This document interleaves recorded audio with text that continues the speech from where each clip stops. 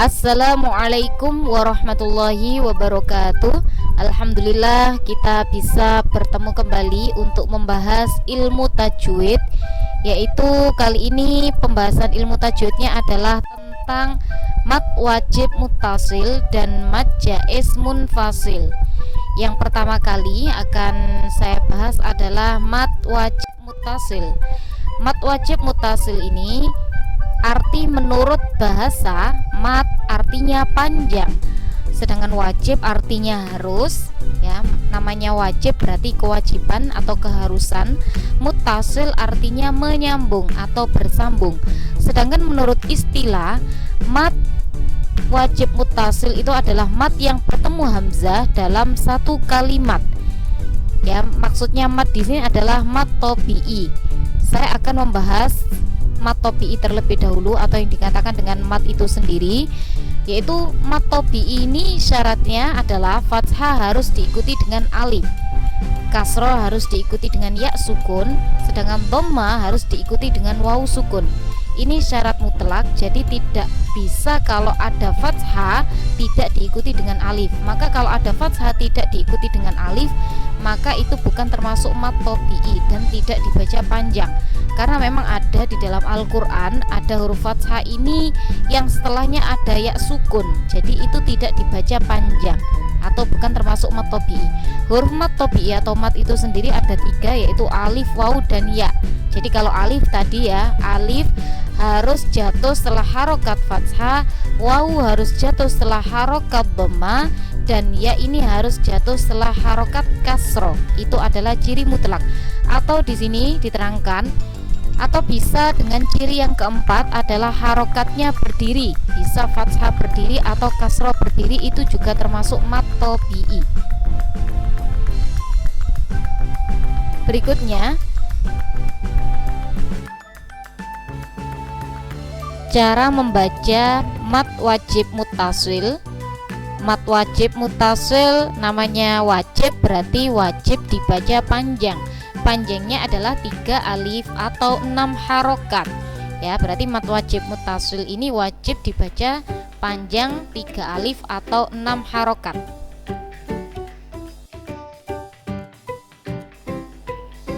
Sekarang contoh mad wajib muttasil. Yang pertama adalah jaa.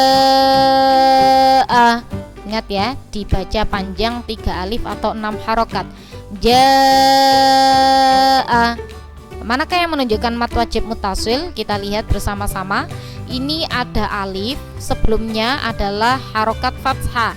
Berarti ini sudah masuk kategori huruf mad. Karena memang kalau ada alif sebelumnya harokat fathah itu dinamakan huruf mad atau mad tabi'i. Dan kita lihat setelah huruf mad ini ada apa? Setelah huruf mad ini ada huruf hamzah. Maka itu dinamakan mad wajib muttasil. Nah, bertemu hamzahnya dalam satu kalimat. Dalam satu kalimat ini maksudnya dalam satu kalimat bahasa Arab, bukan dalam satu kalimat bahasa Indonesia. Ya, kemudian contoh berikutnya adalah su'u. Ya, dibaca 6 harokat panjangnya. Kita lihat mana yang menunjukkan mad wajib muttasil. Ini ada waw sukun. Syarat waw sukun ini dibaca mad atau dibaca panjang itu sebelumnya adalah harokat dhamma. Ya, berarti sesuai, ini dikatakan huruf mad. Kita lihat setelahnya huruf mad ini ada huruf hamzah dan dalam satu kalimat, maka dinamakan mad wajib muttasil. Nah, contoh berikutnya ini dalam sebuah kalimat ya, dalam sebuah kalimat panjang bahasa Arab ya. Yauma tubelas saroir. Yauma tubelas saroir. Ya, ronya ini dibaca panjang, panjangnya 6 harokat atau 3 alif. Kita lihat yang menunjukkan mad wajib muttasil yang di blok merah ya, ini di blok merah ini ada alif sebelumnya harokat fathah, berarti ini masuk kategori huruf mad sesuai, dan setelahnya ada huruf hamzah ya, dalam satu kalimat. Ini satu kalimatnya bahasa Arab, maka dikatakan mad wajib muttasil. Contoh berikutnya adalah ulaika ala hudam mir rabbihim. Ulaika ya, Manakah yang menunjukkan mat wajib muttasil? Ini mat wajib muttasilnya. Ya, kenapa? Padahal kan ini fathah berdiri. Tadi kan sudah saya katakan di depan bahwasanya mat yang menunjukkan ciri-ciri mat atau mat tabi'i itu selain huruf alif yang sebelumnya harokat fathah dan ya sukun sebelumnya harokat kasro dan waw sukun yang sebelumnya harokat dhamma, itu juga yang termasuk mat. Itu adalah fathah berdiri atau kasro berdiri, itu juga termasuk huruf mat.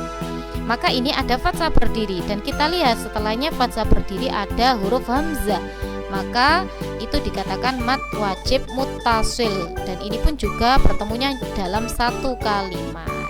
Ya, begitu contoh-contoh mat wajib muttasil. Sekarang pembahasan tentang mat jaiz munfasil. Ya, jadi mat wajib muttasil dengan mat jaiz munfasil itu hampir sama. Untuk pengertiannya pun apabila ada huruf mat bertemu dengan hamzah, tetapi bedanya kalau mat jaiz munfasil itu bertemunya di lain kalimat, sedangkan mat wajib muttasil itu bertemunya dalam satu kalimat. Jadi ini ya, kita bahas terlebih dahulu arti menurut bahasa. Mat artinya panjang, jaiz boleh. Kalau mat wajib artinya kan harus. Kalau ini boleh, jaiz itu artinya boleh. Munfasil artinya terpisah. Maksudnya terpisah itu kalimatnya. Antara huruf matnya dengan hamzahnya itu terpisah kalimatnya. Dan sedangkan menurut istilah, mat jaiz munfasil adalah mat yang bertemu hamzah di lain kalimat. Jadi kalimatnya sudah berbeda. Antara matnya dengan hamzahnya itu sudah di lain kalimat.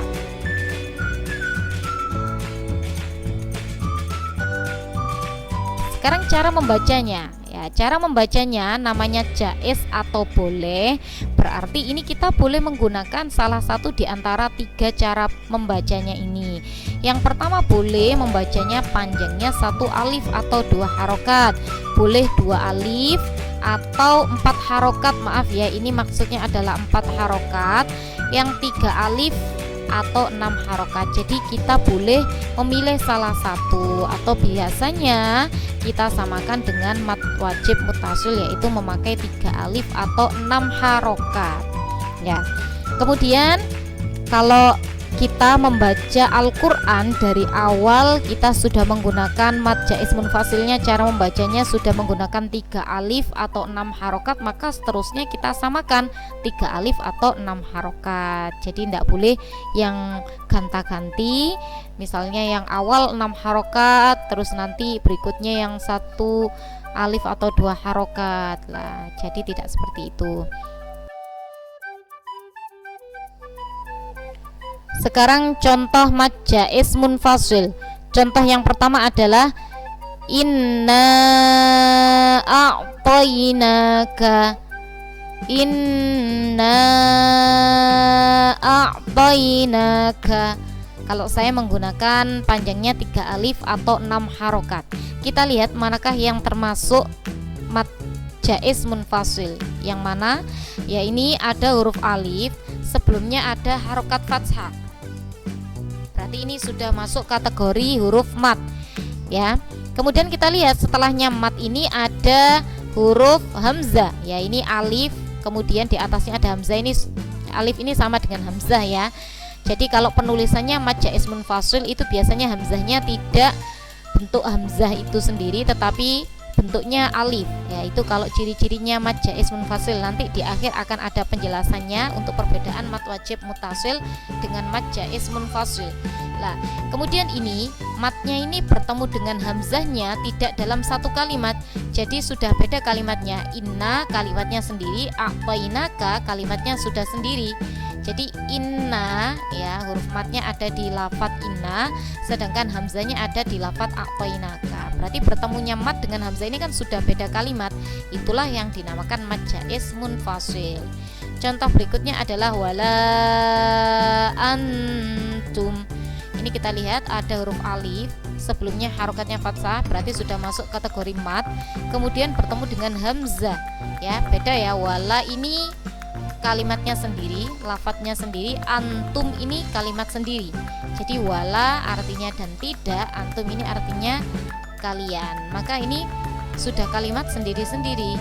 Itulah yang dinamakan mad jaiz munfasil. Nah ini ya, ini ada tandanya juga. Kemudian contoh berikutnya adalah ya ayyuha. Nah, kita lihat ini juga ada huruf alif, kemudian harokatnya sebelumnya adalah fathah. Ini sudah dikatakan huruf mad. Kemudian setelahnya ada hamzah ya, atau alif itu. Ini bertemunya tidak dalam satu kalimat. Sepertinya nampaknya memang satu kalimat, tetapi ini beda arti ya, sendiri. Kalimatnya sendiri, ayyuha kalimatnya sendiri.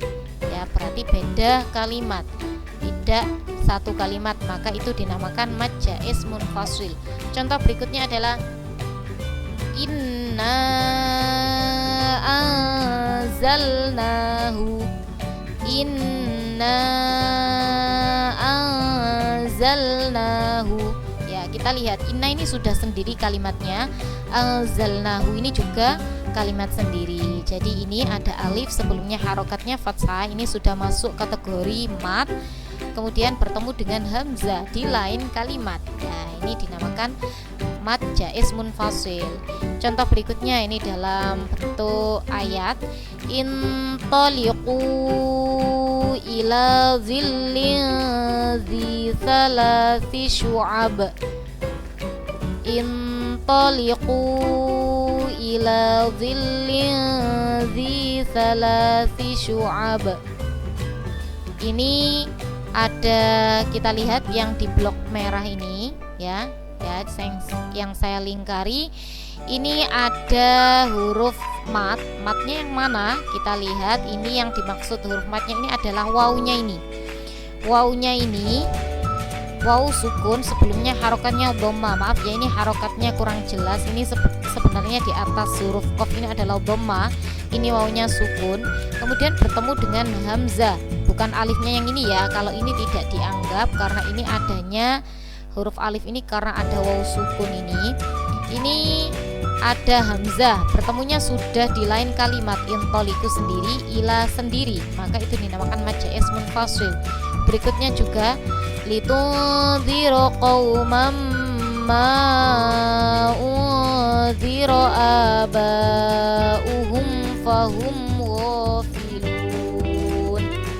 Ya, ini yang di blok merah contohnya adalah ini ma unziru ya. Ini ada huruf alif, kita lihat huruf alif sebelumnya ada harokat fathah, ini sudah masuk kategori huruf mad. Kemudian bertemu dengan hamzah di lain kalimat, ma sendiri, unziro sendiri, itu dinamakan mad jaiz munfasil. Ya, itu ya untuk contoh-contoh mad jaiz munfasil. Sekarang catatannya ya, ini model-model hamzah untuk anak-anak supaya mengetahui hamzah dalam mad wajib mutasil maupun mad jaiz munfasil. Ada kalanya hamzah ini penulisannya di atas ya, ada kalanya di atas wawu, dan ada kalanya di atas alif, dan ada kalanya dia berdiri sendiri, hamzah sendiri dalam bentuk sendiri. Ya, ini sama saja, semuanya ini dikatakan hamzah. Terkadang ada juga dalam Al-Quran penulisan hamzah itu tidak ada bentuk hamzahnya ini, jadi tidak ada hamzahnya ini, melainkan berupa alif biasa, dan di atasnya tidak ada hamzahnya. Itu sama juga masuk kategori hamzah, tetapi diingat ya, harus berharokat.